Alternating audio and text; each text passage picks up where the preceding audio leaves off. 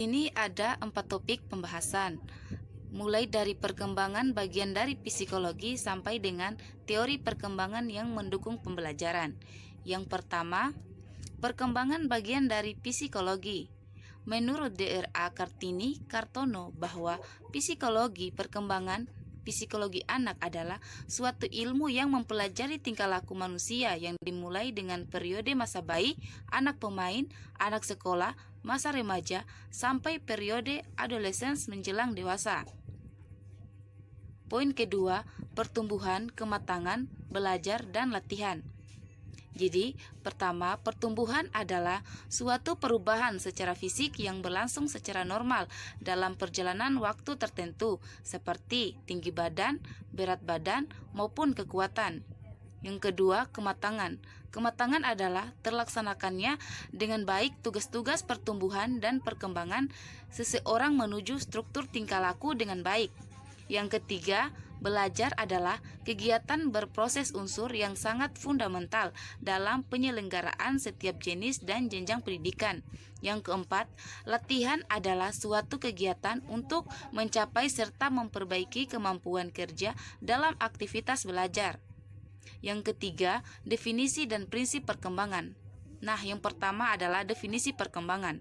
Perkembangan di sini adalah suatu perubahan yang terjadi pada setiap individu yang berawal pada masa konsepsi baik dalam fisik maupun psikis. Nah, yang kedua, prinsip-prinsip perkembangan.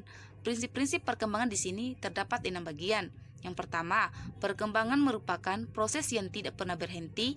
Kedua, semua aspek perkembangan saling mempengaruhi. Yang ketiga, perkembangan mengikuti pelajaran tertentu. Keempat, perkembangan terjadi pada tempo yang berlainan. Kelima, setiap fase perkembangan mempunyai ciri khas. Yang keenam, setiap individu normal akan mengalami tahapan atau fase perkembangan. Poin terakhir, teori perkembangan peserta didik. Yang pertama, teori psikodomika.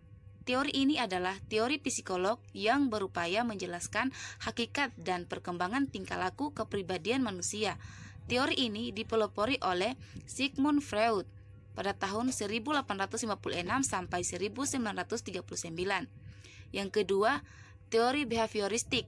Teori ini adalah sebuah aliran dalam pembahasan tingkah laku manusia yang dikembangkan oleh John B.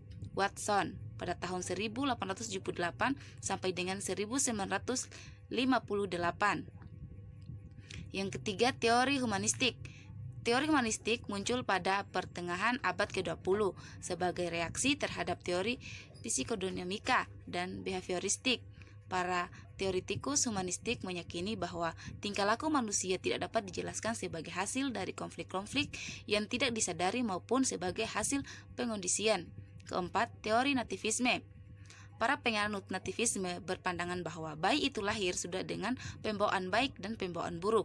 Dengan kata lain, aliran nativisme berpandangan segala sesuatunya ditentukan oleh faktor-faktor yang dibawa sejak lahir. Yang kelima, teori empirisme atau teori lingkungan. Seorang filosofi Inggris bernama John Locke yang mengembangkan teori tabula rasa, yakni anak lahir di dunia bagaikan kertas putih yang bersih. Pengalaman empiris yang diperoleh dari lingkungan akan berpengaruh besar dalam menentukan perkembangan anak. Yang terakhir, teori konvergensi. Aliran ini berpandangan bahwa perkembangan individu itu baik dasar bakat, keturunan maupun lingkungan kedua-duanya memainkan peran penting. Bakat yang dibawa anak sejak lahir tidak berkembang dengan baik tanpa adanya dukungan lingkungan yang sesuai untuk pengembangan bakat itu.